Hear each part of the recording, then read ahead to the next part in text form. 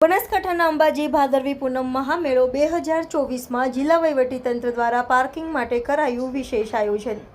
અંબાજી આવતા વાહનો માટે 30 પાર્કિંગ પ્લોટ, વાહનોના પાર્કિંગ માટે પોલીસ રાઉન્ડ ધ ક્લોક કરી રહી છે કામગીરી।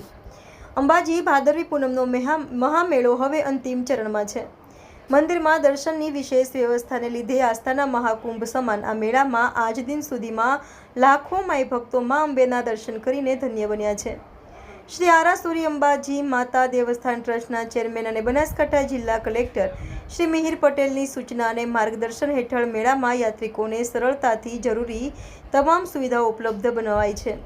ભાદરવી પૂનમના મેળામાં આવતા લાખો પગપાળા સંઘો અને વાહનો સાથે આવતા માઈ ભક્તોને લીધે અંબાજીમાં ટ્રાફિક સમસ્યા ન સર્જાય એ માટે પૂરતા પ્રમાણમાં પાર્કિંગની વ્યવસ્થા કરવામાં આવી છે।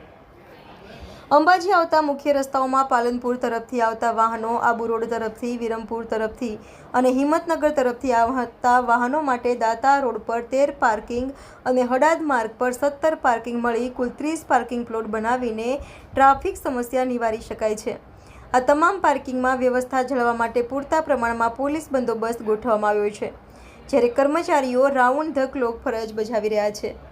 પાર્કિંગ પ્લોટ સીસીટીવી કેમેરાથી સજ્જ કરવામાં આવ્યા છે, જેમાં પોતાના સાથે લાવેલ 4 વ્હીલરથી 3 વ્હીલર અને 2 વ્હીલર પાર્કિંગો વાહન પાર્કિંગ કરવાની વ્યવસ્થા કરવાની સાથે તેમને પાર્ક કર્યા પછી એક ટોકન અને રજિસ્ટરમાં નોંધણી ફરજિયાત કરવામાં આવે છે।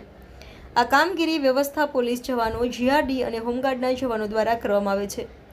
વાહનો સાથે આવતા સંઘો અને યાત્રાળુઓએ સુવ્યવસ્થિત પાર્કિંગની સુવિધાઓથી ખૂબ ખુશીની લાગણી વ્યક્ત કરી હતી।